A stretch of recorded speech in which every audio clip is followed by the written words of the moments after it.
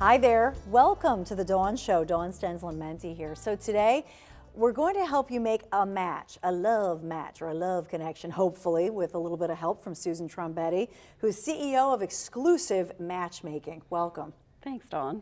It's so good to have you here. So I'm sure everybody says to you, how did you get into the love business or the matchmaking business? Well, so I was sat at my desk almost 24/7. I owned an investigations company. My specialty was in fraud. And as the economy tanked, it gave me more time to think what I really want to do. And I'm a people person. So I thought I would get out there because of course all my girlfriends came to me and they wanted to be fixed up. And I kind of made the switch. So, find criminals, fraud people who are committing Which probably matches. Which for people, probably yeah. helps, right? Your investigative background. Absolutely. So you can help people avoid certain types. Gives me the edge. I mean, because I know if the guy's married. The first person that ever came to me, he was lying about his age, which of course you can find that out on Google, but he was still married. And he actually was separated. I don't even know why he was lying about that, but yeah, so I can tell right off. And the guys that are really just kind of feeding you a line, I have great You've got the radar. Skills, yeah, investigation, talking skills, so I can drag it out of them. So you have a specific definition of what is matchmaking and what does that entail? Okay, so I'm a headhunter for love. So that's what it is. I mean, people come to me and they're looking for love, and they're usually looking for, it's not necessarily people on Match.com. As a matter of fact, most of the time it isn't. Maybe they're too high profile for Match.com, and maybe they're not. Maybe they're on Match.com and they just don't have time to weave through those hundreds of profiles and that, 50 bad dates. So they come to me. So they come to you, so give me the scenario. So somebody comes to you and says, Susan, I'm newly divorced, or I've never been married, or whatever, been working my entire life, and I want to make the love connection. Walk me through, what do you do with them? Okay, so the first thing I do is I have them fill out a form on my database, okay? And I kind of screen them there to begin with. You can tell a lot, just like you can on Match.com. So, in my business model is I'm doing upscale, high-end matchmaking. But wait, when you say screening, are there people who you say, you're not on my site? Right, exactly. Okay. There are people, that might fill out a form, and then when I talk to them on the phone, they're suddenly a different age.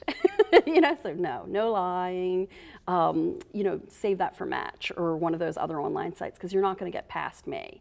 And so they come to me, and sometimes you'll have the admin come to me for their boss or whatever, and they're going around doing the research. And so typically speaking, once we do get to the point where we're going to meet, it's a consultation, and we sit down for several hours. It's been as much as 5 hours. Really? And as little as an hour, because some people don't have a lot of time, but I want to know every nitty-gritty thing that I can figure out about you during that time. And really, you want to know about me because we're making a personal connection too.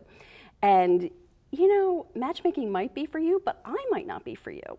And we have to work well together, and I have to make sure you're going to invest the time because it is a process. So once we get past the consultation, and you signed up and you believe and trust in me, which you can, so then I'm in your closet, I'm out partying with you if it need be. Sometimes I have very shy executive type women, and they just don't know the art of flirting. So, I'm out there pushing them along the whole 9 yards, and, and I'm refining at the same time I'm presenting dates to them, and I'm refining what it is that is my understanding of what they're looking for, getting the feedback, telling them where they went wrong, that sort of thing. So give me an example of, I know you've got some hysterical stories, Yes. but give me some examples of what went wrong.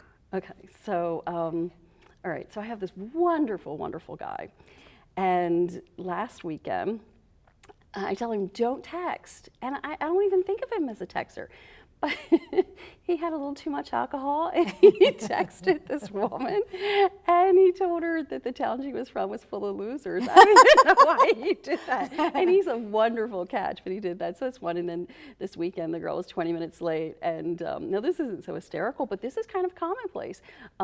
She showed up. She just looked gorgeous. She's about 6'2" in heels and stunning blonde beauty. And he said she opened her mouth and it didn't match. She was cursing like a sailor. So Some guys might like that, some not so much. so. All right, do's and don'ts and Susan's list to make the right love connection when we come right back.